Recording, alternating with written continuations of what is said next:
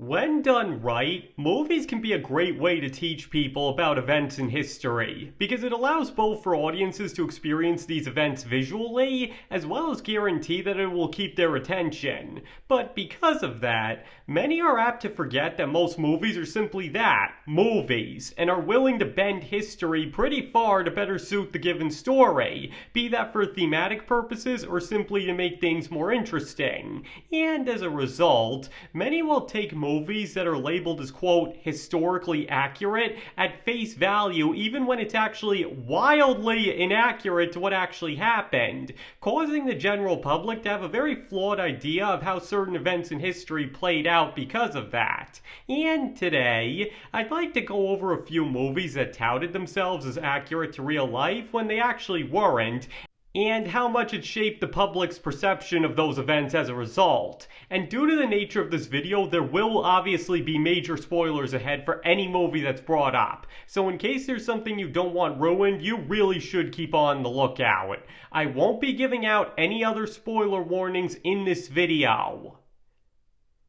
Now, before I get started, I would just like to note that I am not a professional historian, nor do I claim to be one. I am strictly an amateur on this subject and am not trying to hide it. However, loving movies as much as I do have an extensive knowledge of what all of the movies I'll cover did get right and wrong from real life. But nonetheless, please forgive me if I make any slight errors or oversights. And if you're not comfortable with somebody like that addressing this subject, you are most definitely free to click off the video. Okay, so to jump right in and start off with something really easy in order to demonstrate this point, we have Braveheart. Because Mel Gibson even openly admitted at the time that the Scottish War for Independence was more of an inspiration for the story rather than meant to resemble historical fact. And indeed, it's been labeled as everything from 95% inaccurate to real events to the least historically accurate movie ever made. But despite that hasn't stopped many from taking what's shown in the film completely at face value. Like, for example, many still believe that William Wallace was the real father of Edward III, when in actuality his mother hadn't even reached puberty yet when the real Wallace died, as well as that Edward II is heavily implied to be gay in the film, and thus many believe he really was, when in real life he was actually a notorious womanizer. And not to mention, the real William Wallace himself was nothing like he is in the movie, and was even described by Mel Gibson as, quote, a total barbarian, being far from the noble crusader that the movie portrays him as, and furthermore, he was not motivated by the death of his wife to fight the British, as she actually outlived him. And that's only just scratching the surface here. Frankly, a whole book could be written on everything this film gets wrong, but people believe really happened. And then there's perhaps Braveheart's only competition for the least historically accurate film ever, with that being Disney's Pocahontas. Because despite clearly being an animated movie by a company infamous for sugarcoating their stories, many still believe that this was an accurate account of the real meeting between Pocahontas and John Smith. But needless to say, it isn't. And just to demonstrate, some are still under the impression that Pocahontas and John Smith had a romance because of this movie, but in point of fact, she was only about 10 years old when they met, and he only regarded her as a child and nothing more. And there also wasn't such things as talking trees, magic allowing them to communicate, or zany animal antics. Not that anybody believes that actually happened, but the fact that such stuff is in the movie at all should have been a pretty big indicator that this movie wasn't interested in being accurate. But to be completely fair, one thing that's easier to believe is that Pocahontas saved John Smith's life, as even in his accounts of what happened, that's what he claims went down. However, historians believe that Smith either embellished events or that he misunderstood them entirely, and that they never had any intentions of killing him or that Pocahontas actually saved his life. But the depiction of her doing just that has done nothing to clear up that notion. Or to go with something that was actually a little closer to real life, there's Titanic. Because while it's well known that James Cameron went out of his way to make the movie as true to life as possible, with the exception of the Jack and Rose story, of course, this movie actually has several inaccuracies connected with it that have given people a very false perception of what happened that fateful night. And just for a few, William Modoc died very nobly trying to get the last lifeboat in the water, and didn't kill anyone nor himself. And furthermore, the third-class passengers were not locked inside the ship. That simply did not happen. The rumor that the poor people were cast aside came about because one gate on the main deck separating the classes was locked, and it didn't take people long to jump over it and break the lock, and afterwards faced no resistance from the crew and had just as much opportunity to escape as anybody else. Frankly, the reason most of the third-class passengers drowned inside the ship was because they either didn't understand what was happening or got lost trying to find their way out, as the ship didn't have many maps. But nobody was locked in. And, of course, there's the famous depiction of Bruce Ismay. Because simply put, Ismay did not pressure the captain into making the ship go faster. Because first of all, the Titanic didn't have a prayer of breaking any records, and Ismay was actually against ships coming into port ahead of schedule. It was the captain's own decision to keep the ship going as fast as it was. But to be completely fair to him, he was only going by standard maritime practice of the era, and any other captain would have probably made the same call. But the point is, Ismay had nothing to do with it. The belief that he did stemmed from a single witness who overheard him talking to the captain about speed, but he was actually only commenting on the fact that he was impressed with the ship's progress, and was not pressuring him to go any faster. And as for him surviving, he was helping others into lifeboats, and the last one was about to be lowered when it wasn't even full because nobody else was around. So he and the other man that was with him simply jumped in, since they had a chance to survive and weren't depriving anybody else of their chance by doing so, since the boat was going to be lowered no matter what. And honestly, who could fault them for that?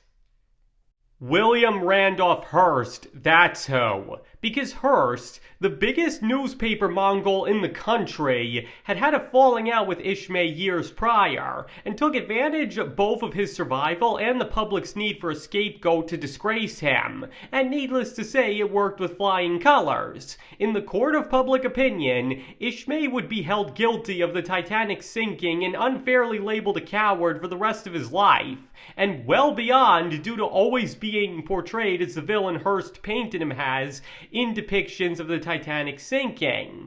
Because all good stories need a villain, after all, and it seems that he was simply the perfect candidate. But in actuality, the only thing he was guilty of was being in the right place at the right time to save himself. Now, to be fair here, James Cameron wasn't the first person to depict most of these inaccuracies, as the more popular ones could be found well before this film, but he certainly didn't do anything to disprove them by putting them in his film as well, especially since most people take the sinking as presented to be 100% true, and obviously it isn't.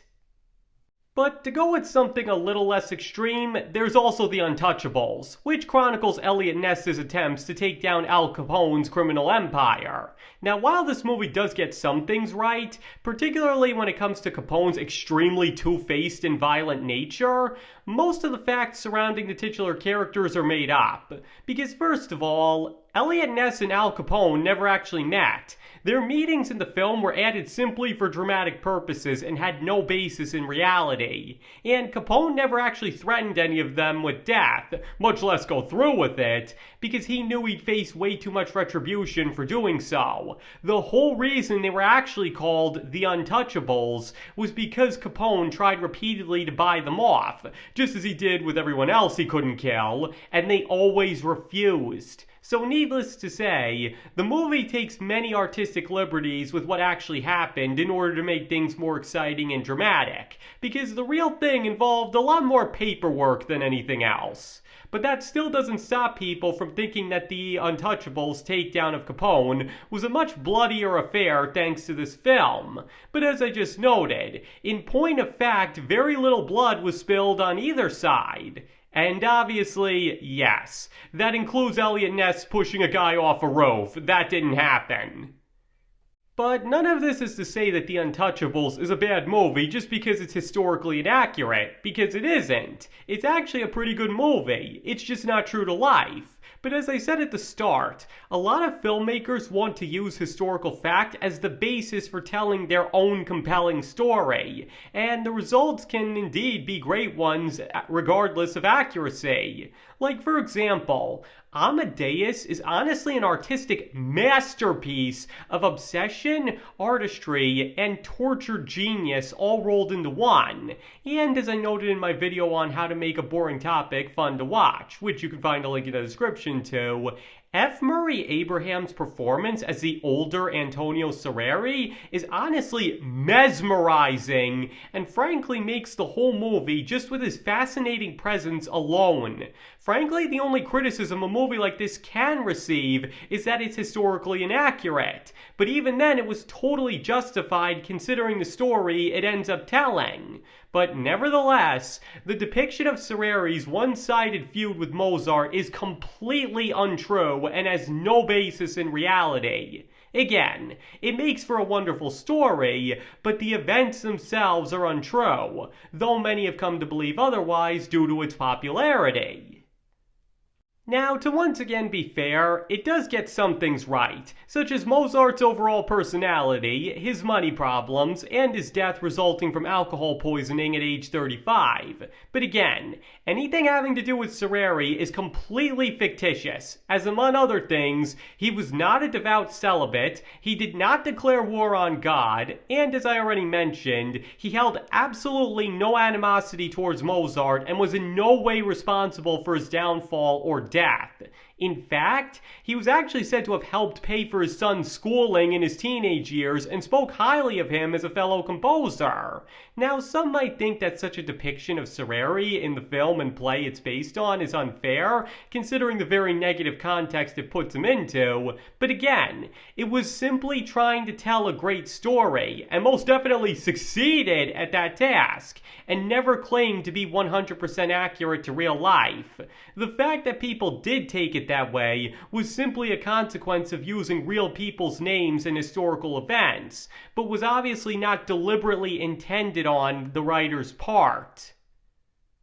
But speaking of that, there have been times when a filmmaker has gone out of their way to adapt real-life events and then deliberately manipulated those events to make them look like they played out differently than they really did. And one of the best examples of that would have to be Oliver Stone's JFK. Because simply put, Stone believes that there was a wider conspiracy surrounding the assassination of John F. Kennedy, and goes out of his way to paint it that way in the film. But unlike the previous examples where the deviations from real life were simply in the name of telling a better story, what makes JFK deceptive is that it presents itself very factually, almost as if it's a documentary, and then proceeds to depict things that are blatantly false. And David Frere's rambling confession to Garrison is probably the worst offender, as such an encounter is known to have never happened and the real Frere never admitted to anything. And there are plenty of other such examples of that sprinkled throughout the film. Now don't get me wrong here, the results make for an excellent thriller, but one can't rely on it for historical accuracy. And once again, due to the way it's presented, many have done just that. Seriously, this movie definitely encouraged the conspiracy theories surrounding JFK's death because many took what they were seeing as concrete fact. And then there's something like 2016's The Founder, which depicts how Ray Kroc founded the fast food empire McDonald's. But, as I already went over in another video, which you can also find a link in the description to, the movie goes out of its way to paint Croc in the worst light possible and make him out to be way worse than he actually was. And this is extremely obvious if one knows anything about what actually happened, because all of his crueler deeds in the film are completely fictitious and never actually happened. The real-life McDonald's brothers themselves were even said to be just fine with how things ultimately went down, even if they were a bit annoyed by some of the things Croc did. So obviously they didn't view him as the harbinger of doom that destroyed their lives and cheated them out of a percentage of their company like the movie presents it. And that's just scratching the surface. Frankly, if you want to see all the different ways this film did Croc dirty, you should check out the aforementioned video. Now, maybe the writers thought it made for a better story if they made Croc out to be worse than he was, but it still can't be overlooked just how much the film seems to go out of its way to condemn him while portraying it all as completely factual. Though at the same time, it's not like Hollywood has ever really been known for producing accurate biographies, be they of events or people, because frankly the golden age of Hollywood was just littered with movies based on true events, but in actuality were almost completely fictionalized, with the most infamous among them being the various films based on musical composers, as they often deviated heavily from real life, and usually to the aggravation of the actual people or their relatives at that. Though that doesn't mean they were immune to getting anything right, as Lorenz Hart's death, seen in Words and Music, is actually surprisingly accurate to how he really died, for example. But on the whole, to take most of their biopics at face value would be a fool's errand, and yet many have done just that over the years. At the most, they're better off just giving the viewer a very basic idea of how those events went down and nothing more.